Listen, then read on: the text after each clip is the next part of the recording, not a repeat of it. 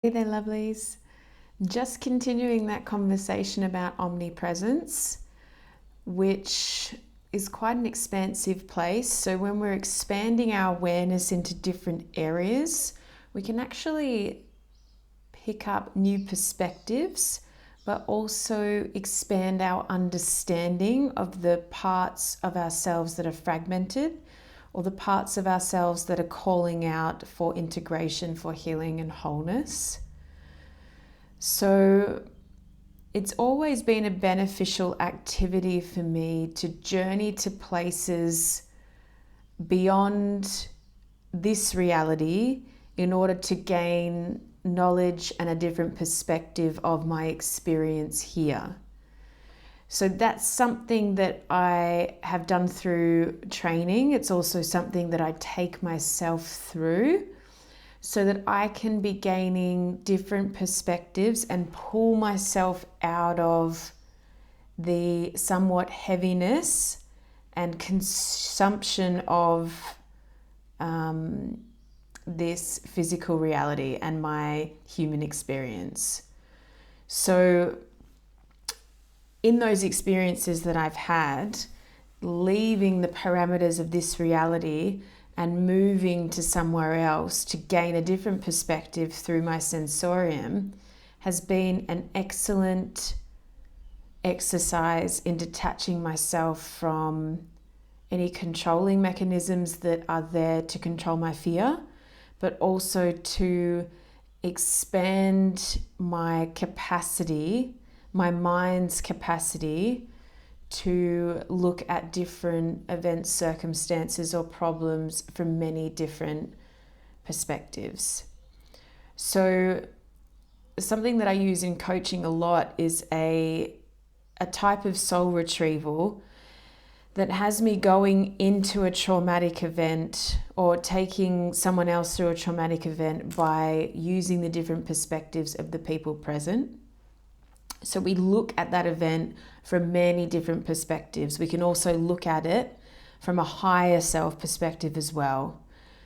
When we can remove ourselves from this is happening to me, this is a threat to my identity, this is my problem in my way, when we can move past that and see it from an all-encompassing perspective, we can get a little bit closer to understanding the bigger ramifications of the problem or the event or this situation, and we can link into the deepest awareness of learning and growth. So any event in my life that's been traumatic or has threatened my safety in any way, and my neurons have attached to it to create somewhat like a electrical storm in my brain around it, or an indentation or an energetic imprint, I have looked into that event deeply from many different perspectives, taking every different level of awareness that I could to understand that event or that circumstance from something much bigger than just me.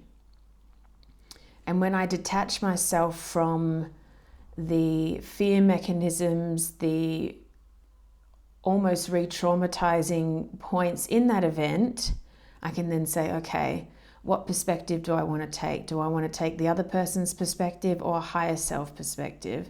Do I want to imagine that I am my own guardian guide in that situation, and what are they seeing? What do they see as the ramifications of this event? And I look along the timeline as well. So if I wasn't so attached to being me and I saw that happening to someone else, what would I see along their timeline that would influence? What does it affect? What could possibly be the reason that their guides would take them through that, or the universe would expose them to that so that they could go to the depths of who they are and learn about their deepest fears or the things that make them feel the most unsafe? what would be the benefits of that? When we put it in a positive light, we're not ignoring that there's darkness there. We are deeply anchoring into the idea that the universe is always providing for us, that we are here with support, we are here to evolve. Evolution is not always comfortable, but it is us moving forward, learning and growing and becoming more aware, getting closer to the remembrance of our frequency, which is love. So with that in mind, when we look at something that's very difficult, we are always providing a context of, well, if I'm here to remember who I am, and the universe will provide for me and always does, why would I be so uncomfortable in that moment? What could that possibly teach me? What could I learn to integrate into my life from then on? And what are those harsh lessons that I can now start to extract? And when you start to extract those lessons and pull them out of an event or out of a circumstance or out of a feeling, you switch your neural capacity from remembering and re-traumatizing the similar feelings of unsafety to, okay, what can we actually do about this? What can we learn about it? What are we extracting from it? What is the meaning of it? So that your brain is now changing its capacity to look at things in a different way. And from that perspective, we're also on a different signal system that says we're not actually in that event anymore, which what remembering can be like. Remember, the brain doesn't know the difference between going through an event and just remembering it.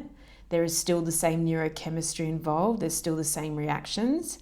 That's why we get triggers. That's why someone can react in exactly the same way as their trauma when exposed to a similar set of circumstances.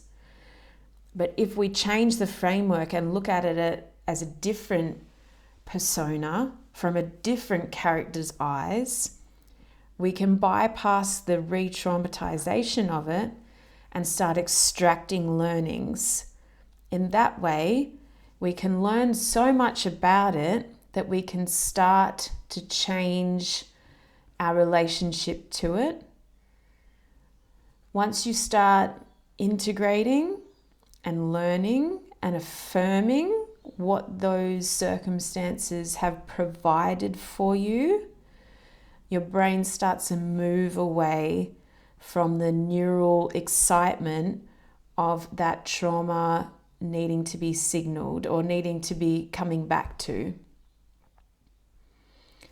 And I think when we move on from that, when we integrate it, when we find healing in this way, we also learn a skill set that provides a highly functioning processing ability. And what I mean by that is we learn the skill set required to know that whatever we go through, we have this other capacity of learning from it. There are many vital reasons why we are traumatized, and that's from a psychological perspective, from a highest perspective, but most people haven't been exposed to the processes that need to happen in order to gain healing. So when I tell people that I work with trauma a lot, they think the scenario is that they come to see me and they tell me everything that's gone bad for them in their life, and then we have to talk about it, which isn't actually the case. It's more that we create a framework around those experiences so that we can deeply understand the pathways involved and look at it from a higher perspective. Okay, why is this in the timeline? What is it teaching us about your specific set of circumstances and what you need to evolve?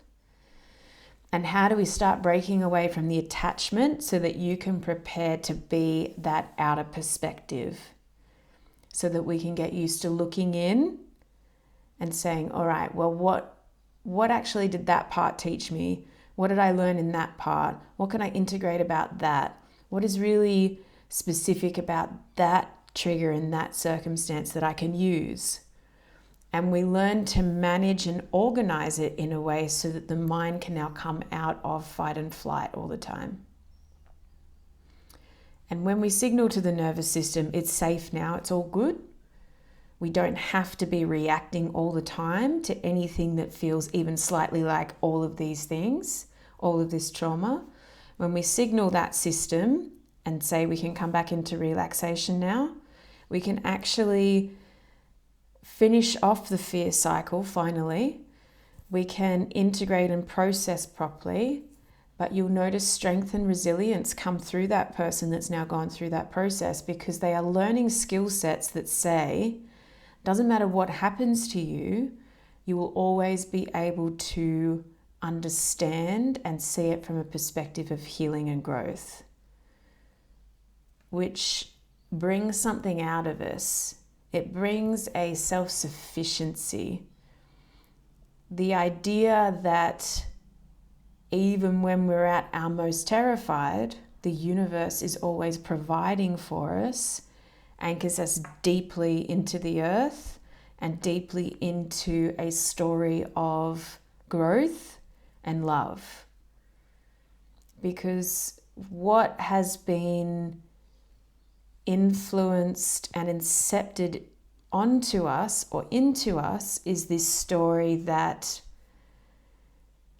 the universe is not providing for us, and that there's darkness and evil out there, and that it's just a struggle just to stay ourselves, or just to stay positive, or just to stay free.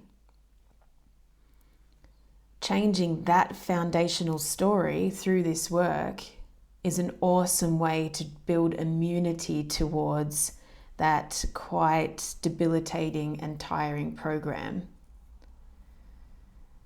And when we can look at it with curiosity and that omnipresence necessary to pull ourselves into different perspectives, looking at the one event or problem, we can disengage from that debilitating program that says, well, maybe this is just a physical reality and it's tough and we just have to work hard and all of that stuff that goes along with it. Pulling and disengaging from that and building your own story about your own truth and your own worth and your own values is the biggest part of healing that I've seen. And that conversation continues throughout your life, meaning that you're always learning and growing and remaining curious about the circumstances around you. They're not always happening to you because all of the darkness in the world. But this is an important place that we're all at through this transition, is through awareness and coming into self-sovereignty. We can continue this conversation with ourselves. We can move away from our trauma. We can understand that we do have all of this support network around us all the time, but we will not feel supported if we don't allow it. We will not feel loved if we don't allow love within ourselves. We are usually our biggest block to source energy, to love, to support abundance. It's usually just us standing in the way. And it's not our fault, it's not your fault. It's because we've been incepted with ideas to have us controlled, not in any kind of conspiracy way at all. I don't believe that at all. It is more that what has kept us safe and has served us up until now has been a whole paradigm of order, which is so highly beneficial.